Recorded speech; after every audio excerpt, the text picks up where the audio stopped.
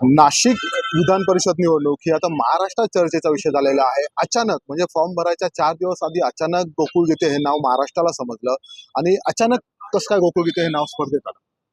नाही नाही असं काही नाही. मी माझ्या कुटुंबाचीच पार्श्वभूमी राजकीय राहिलेली आहे.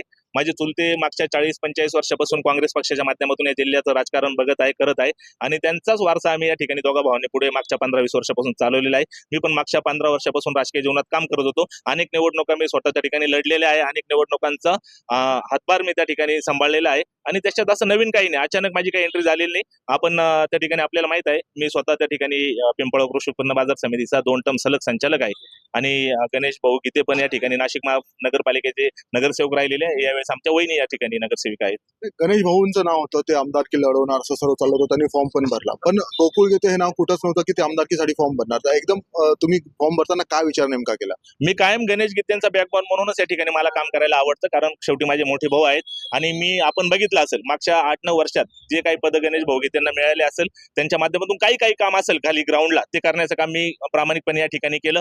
मी भारतीय जनता पार्टीचा सक्रिय सदस्य नसलो तरी घरामध्ये आमच्या ती विचारधारा असल्यामुळे ती विचारधारा जोपासण्याचा आणि त्या विचारधारेचा विस्तार करण्याचं काम मागच्या 8-9 वर्षात आमच्याकडून झालं. त्याला अपवाद फक्त मागच्या 1.5 वर्षापूर्वी झालेल्या विधानसभेच्या निवडणुकीचा होता. 4-5 महिने आम्ही त्या ठिकाणी या विचारधारेपासून अलिप्त झालेलो होतो, पण नंतर पुन्हा पक्षात येऊन त्या ठिकाणी आमच्या वहिनी नगरसेविका झालेल्या आहेत. तुम्ही निवडणुकीला बरं तुमचे स्ट्रॉंग पॉईंट तुम्हाला काय वाटतं?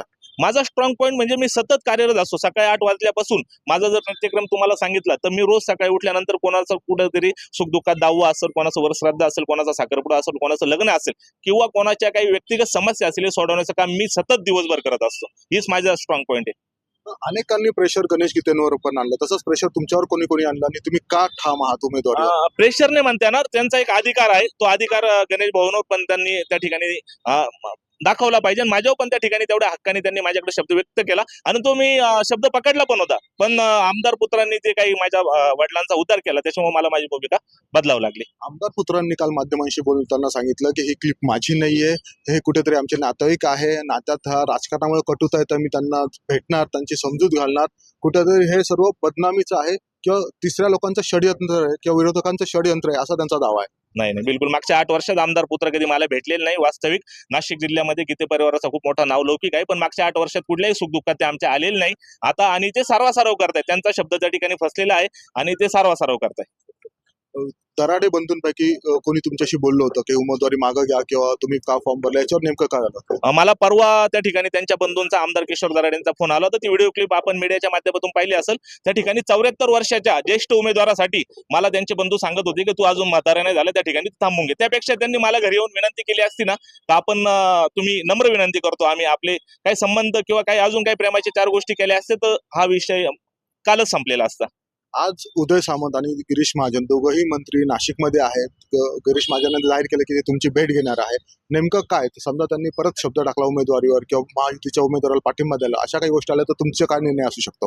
माझ्या मते लोकशाहीमध्ये जाहीर पाठिंबा हा विषय होऊ शकत नाही. माघार घ्यायची असेल तर मी काल घेतली असते आणि गिरीश भाऊंनी माझी भेट घ्यावी मी इतका मोठा नाही, पण त्यांचा मला फोन आला तर मी नक्कीच त्यांच्या त्या ठिकाणी भेटीला जाईल. वेळ आली तर त्यांचे पाय धरेल, माफी मागेल. पण आता निवडणूक खूप पुढच्या टप्प्यात गेलेली आहे आणि मला मतदारांचा उत्स्फूर्त प्रतिसाद त्या ठिकाणी आहे आणि मला ही निवडणूक कंटिन्यू करायची पुढे. तुमचा भाजपचा वारसा आहे, पण प्रसाद हिरे पण भाजपतून, त्यांनी पण उमेदवारी अर्ज अजूनही मागे घेतलेला नाहीये. ते प्रचाराला त्यांनी सक्रिय झालेत असं समजतंय. नेमकं तुम्ही कसं बघता याच्याकडे? हे बघा, लोकशाही बळकटीचं माध्यम हे निवडणूक आहे आणि प्रत्येकाला त्या ठिकाणी निवडणुकामध्ये फॉर्म भरण्याचा, उभा राहण्याचा अधिकार लोकशाहीने दिलेला आहे. प्रसाद हिरेंचं टार्गेट तुम्हाला चॅलेंज वाटतंय की आव्हान उभं करतील तुमच्या समोर? माझ्या समोर म्हणण्यापेक्षा आम्ही दोघं एका निष्क्रिय उमेदवारासमोर आव्हान उभं केलं आणि आम्ही लढतोय. ज्याला कोणाला येशील मग आता ते 22 तारखेला समजेल. धन्यवाद. हे होते गोकुळ गीते, ज्यांना फुल कॉन्फिडन्स आहे आणि त्यांना माहिती की आम्ही एका निष्क्रिय उमेदवारासमोर आव्हान करतो आणि तोच त्यांचा महत्वाचा मुद्दा असणारे प्रचाराचा. प्रवीण ठाकरे, मुंबई.